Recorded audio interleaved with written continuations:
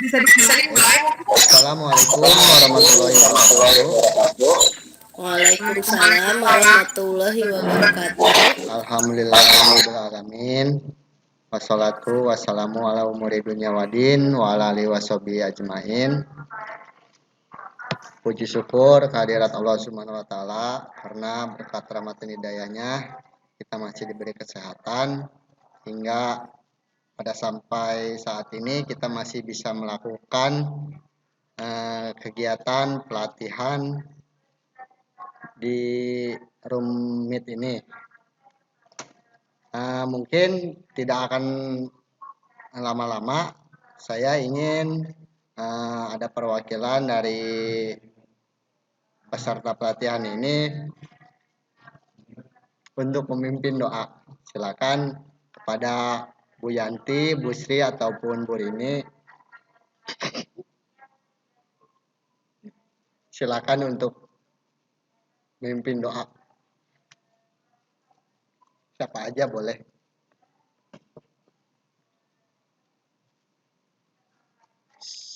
Bu Sri suaranya tidak kedengaran.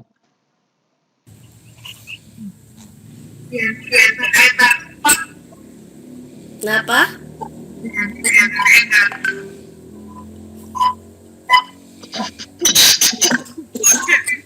Ayo, Bu, mimpin doa dulu.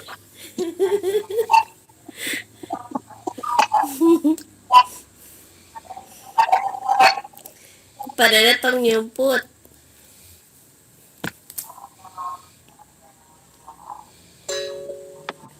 Silakan Bu Yanti pimpin doa dulu. Ya udah.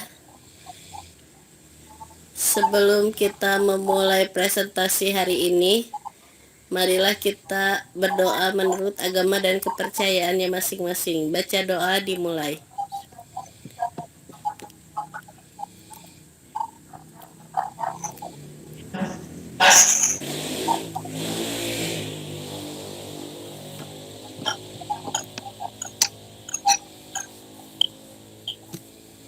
Selesai.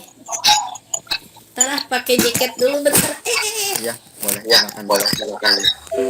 Sambil menunggu Ibu Yanti jaket, saya akan PowerPoint. Bisa terlihat?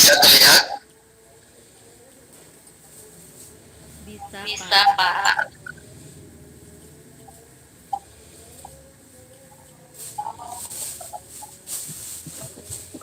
Nah, untuk pertemuan kali ini kita akan membahas mengenai capaian pembelajaran.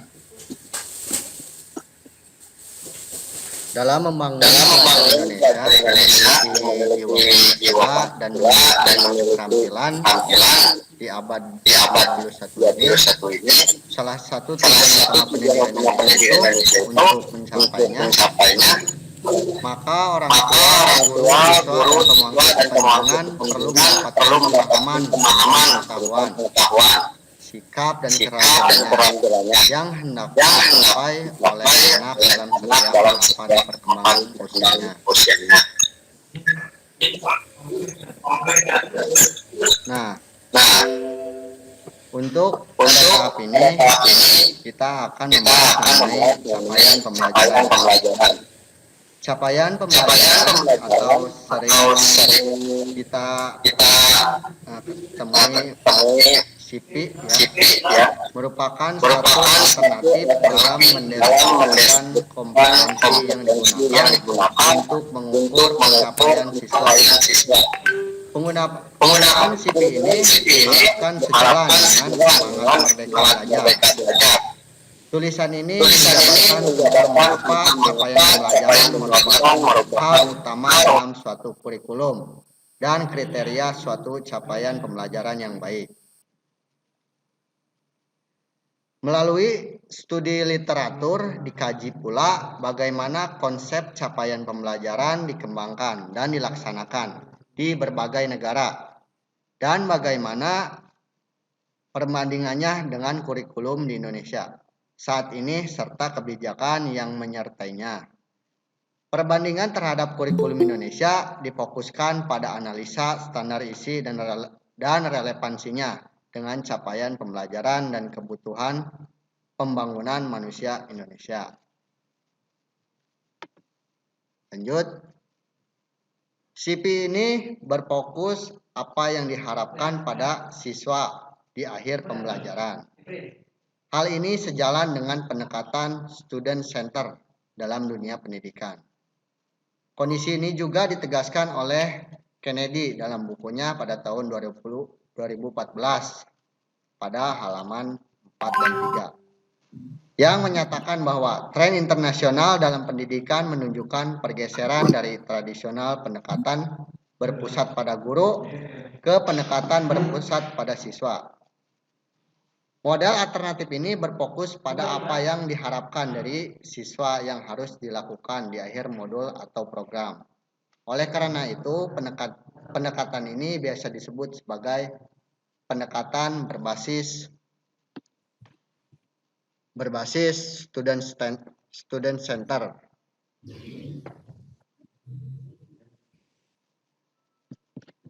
Nah, CP ini nanti dikembangkannya menjadi alur tujuan pembelajaran atau sering kita sebut ATP, dan yang tadi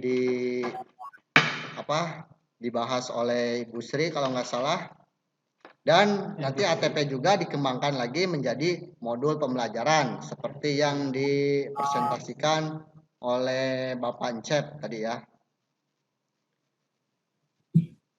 Lanjut. Nah, apa itu capaian pembelajaran? Dalam keputusan Menteri Republik Indonesia pada nomor 958 tahun 2020 tentang capaian pembelajaran. Pada pendidikan anak usia dini, pendidikan dasar dan pendidikan menengah dinyatakan bahwa capaian pembelajaran merupakan bentuk pengintegrasian kompetensi ini dan kompetensi dasar yang disusun secara komprehensif dalam bentuk narasi meliputi sekumpulan kompetensi dan lingkung materi sehingga CP memungkinkan setiap anak mendapatkan pengalaman belajar sesuai dengan tingkat kompetensinya. Nah, jadi secara tidak langsung CP itu adalah tolak ukur pembelajaran peserta didik. Jadi ketika peserta didik itu dalam melakukan proses kegiatan belajar mengajar, pemerintah pusat melalui dinas-dinas yang terhubung itu sudah memberikan capaian pembelajarannya agar peserta didik itu bisa mengetahui capaian pembelajarannya. Tetapi didesain dengan merdeka belajar.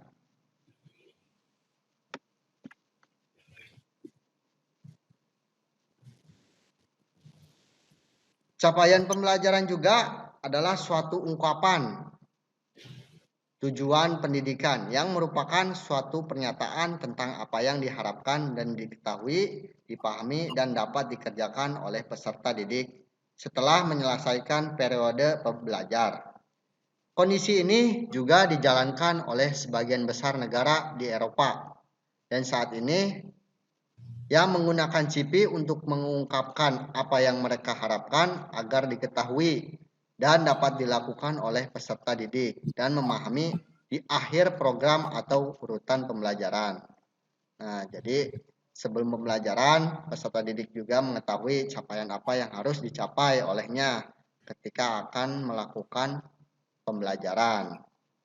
Nah, itu pun sesuai keputusan pembelajaran yang dilakukan oleh pendidiknya, mau memakai metode apa, modul yang bagaimana itu tergantung gurunya sendiri yang akan mendidiknya. Baik, kita lanjut sampai di sini. Apa ya, ada yang mau ditanyakan atau masih belum paham? Berarti lanjut ya. Ya, lanjut. Lanjut, Pak.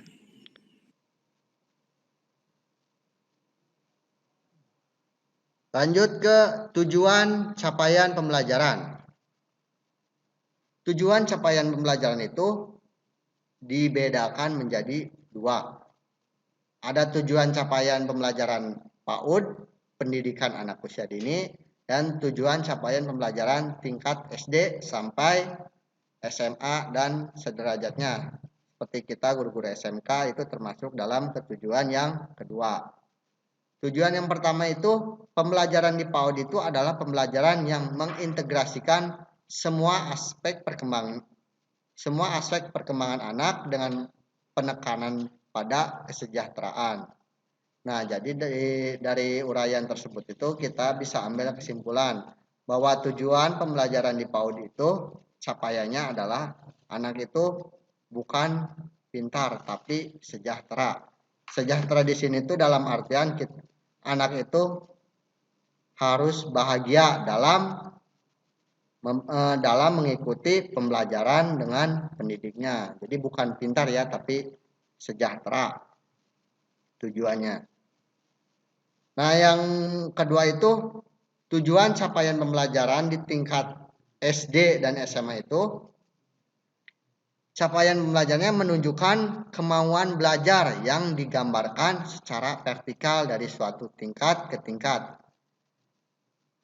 yang lain serta didokumentasi dalam suatu kerangka kualifikasi. Selain itu, capaian pembelajaran juga harus disertai dengan kriteria penilaian yang tepat yang dapat digunakan untuk menilai bahwa hasil pembelajaran yang diharapkan telah tercapai.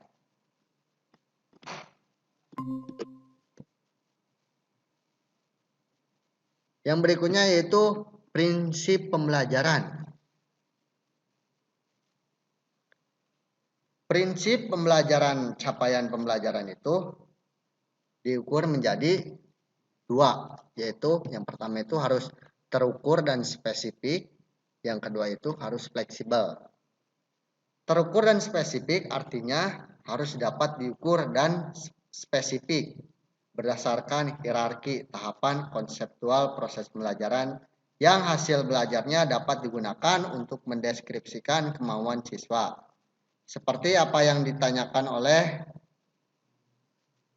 European Commission 2011 dalam ICVOV 2017 di halaman 33. Bahkan secara spesifik, Mahajan karena menyebutkan bahwa CP harus berdasarkan taksonomi Bloom karena telah terbukti relevan untuk membantu mengembangkan hasil belajar. Nah, dari pernyataan tersebut kita bisa ambil kesimpulan bahwa capaian pembelajaran itu mempunyai prinsip yang pertama itu terukur dan spesifik. Dalam artian di sini capaian pembelajaran itu bisa terukur oleh peserta didik. Apakah peserta didik itu mampu atau tidak? Apakah peserta didik itu bisa menguasainya dalam melakukan pembelajaran? Nah, itu. Nah, capaian pembelajaran ini juga sudah terbukti berdasarkan taksonomi Bloom untuk membantu mengembangkan hasil belajar. Nah, prinsip yang kedua itu fleksibel sesuai proses tahapan belajar. Fleksibel di sini dalam artian seringkali belajar dirasa sebagai sebuah perlombaan dan bukan proses. Kurikulum sebelumnya disusun sedemikian rupa hingga siswa dijejali dengan berbagai materi yang hasil penguasaannya akhirnya berorientasi pada sekedar tahu dan bukan pemahaman atau penguasaan. Sedangkan siswa memerlukan waktu dan tahapan untuk mengupas konsep. Nah, fleksibel di sini dalam artian itu sesuai proses dan tahapan belajar siswa. Jadi siswa itu dalam belajar ya mempunyai tingkatan-tingkatan tertentu. Nah, tingkatan tertentu itu menurut pengalaman saya juga ini di sini sebagai wali kelas ya.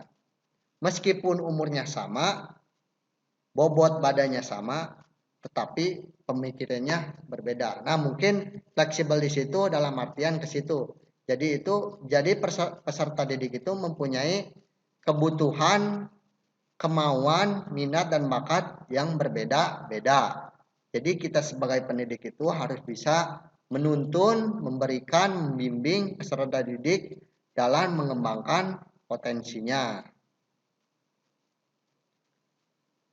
Nah, lanjut ke bentuk penulisan. Bentuk penulisan capaian pembelajaran itu ditulis dalam paragraf sehingga berkaitan antara pengetahuan, keterampilan, dan kompetensi umum terlibat jelas dan utuh sebagai satu kesatuan yang tak terpisahkan dalam pembelajaran dan menggambarkan apa yang dicapai peserta didik di akhir pembelajaran. Hal ini berfungsi untuk memberikan kesempatan mengeksplorasi materi pembelajaran lebih mendalam, tidak terburu-buru dan cukup waktu untuk menguatkan kompetensi. Mengingat tahap perkembangan dan kecepatan anak untuk memahami sesuatu belum tentu sama untuk setiap anak. Kondisi ini juga memungkinkan seorang anak dan kondisi kebutuhan khusus dapat menggunakan CP yang sama dengan anak pada usia anak di sekolah reguler. Jadi bentuk penulisan itu tidak reka-reka ya, sederhana, hanya berbentuk paragraf. CP itu diberikan oleh Dinas Pendidikan ya. Jadi kita itu kurikulum sekarang itu CP itu diberikan oleh dinas atau pendidikan pusat, pemerintah pusat. Nanti setelah sampai di kurikulum kita itu, nanti CP itu dikembangkan dalam bentuk alur tujuan pembelajaran, modul tujuan pembelajaran, beserta di dalamnya seperti ada asesmen, kegiatan pembelajaran, kegiatan inti, dan lain sebagainya. Nah, seperti itu. Untuk fase dalam perumusan CP itu dirumuskan dalam bentuk fase-fase yang menyatakan target capaian untuk rentang waktu yang lebih panjang. Bukannya per tahun seperti kurikulum terdahulu, tetapi durasi setiap fase dapat berbeda untuk setiap jenjang pendidikan. Penggunaan istilah fase ini dilakukan untuk membedakan dengan kelas peserta didik satu yang sama bisa jadi belajar dalam fase pembelajaran yang berbeda. Ini merupakan penerapan dari prinsip pembelajaran sesuai tahap capaian belajar atau yang dikenal dengan istilah teaching at the right level, mengajar pada tahapan atau tingkat yang sesuai. Apabila peserta didik kelas 5 masih harus belajar materi kelas fase B, fase B itu untuk kelas 3 dan 4 misalnya, maka guru akan dapat menggunakan materi pembelajaran fase tersebut. Begitupun sama dengan tingkatan di sekolahan SMK seperti kita ya. Jadi apabila peserta didik belum mencapai capaian pelajaran, mungkin semester depan akan diberikan materi setingkat lebih bawah dari angkatannya. Mungkin seperti itu. Kalau misalkan sekarang ya tahun ajaran baru kan naik kelas 2, tapi nilainya masih di bawah capaian pembelajaran atau belum mencapai. Nah, jadi si anak tersebut itu nanti kalau sudah pembelajaran mulai lagi diberikan materi atau modul yang di bawah tingkat temannya karena tingkat tersebut itu belum mencapai. Nah, yang berikutnya adalah komponen capaian pembelajaran. Komponen capaian pembelajaran itu ada 4. Yang pertama itu rasional, mata pelajaran. Jadi memuat alasan pentingnya mempelajari mata pelajaran tersebut dan berkaitan antara mata pelajaran dengan yang satu atau lebih sesuai dengan profil pelajar Pancasila. Komponen yang kedua itu tujuan mata pelajaran, kemampuan atau kompetensi yang perlu dicapai peserta didik setelah mempelajari mata pelajaran tersebut. Yang ketiga itu karakteristik mata pelajaran. Deskripsi umum tentang apa yang dipelajari di dalamnya terdapat kompetensi-kompetensi yang ingin dicapai. Yang terakhir yaitu capaian pembelajaran setiap fase. Deskripsi yang mencangkup pengetahuan, keterampilan, serta kompetensi umum selanjutnya diturunkan menjadi capaian pembelajaran. Menurut elemen dipetakan menurut perkembangan siswa. Nah, mungkin itu ya. Nah, untuk fase-fase capaian pembelajaran itu kita setingkat SMA, SMK itu masuk ke dalam capaian E dan F. Capaian E itu untuk kelas 10 setara dan capaian F itu untuk kelas 11 dan 12. Nah, untuk capaian pembelajaran deskripsinya nanti saya akan bagi ke grup Ki Hajar ya. Untuk linknya kan saya juga dikasih sama instruktur di atas saya yaitu Pak Hoer. Nanti saya akan bagikan lagi untuk capaian pembelajarannya ke grup Ki Hajar. Nah, mungkin itu saja presentasi dari saya mengenai capaian pembelajaran. Apabila ada yang ditanyakan mengenai capaian pembelajaran atau ada yang mau menambahkan, saya belum lengkap mengenai penjelasan capaian pembelajaran, silakan Bu Yanti, Bu Sri, dan Bu Rini.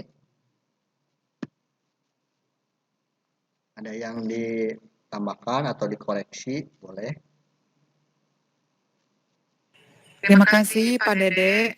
Sudah sangat jelas. Sudah lengkap deh Pak, sudah dijelaskan. Baik, terima kasih Bu Sri, Bu Rini, dan Bu Yanti. Karena tidak ada yang menambahkan, mudah-mudahan ini cirinya ibu-ibu semua bisa memahami ya mengenai capaian pembelajaran. Nah, apabila nanti ketika pas buka-buka slide PPT mengenai capaian pembelajaran belum mengerti, bisa tanyakan saja langsung ke saya ataupun ke instruktur yang lebih tingginya atau ke Pak Khoiron gitu ya. Nah, apabila tidak ada yang tanyakan lagi karena cukup waktunya sudah malam ya. Terus ada yang mau presentasi lagi nanti saya akan tutup saja. Mohon maaf apabila dalam penyampaian materi, pemberian materi masih terdapat banyak kesalahan. Saya konteksnya di sini jujur masih belajar karena baru pertama kali saya menjadi instruktur pelatihan. Baik, terima kasih Bapak Ibu. Sekali lagi mohon maaf. Wabillahi taufiq wal hidayah. Assalamualaikum warahmatullahi wabarakatuh. Waalaikumsalam warahmatullahi wabarakatuh.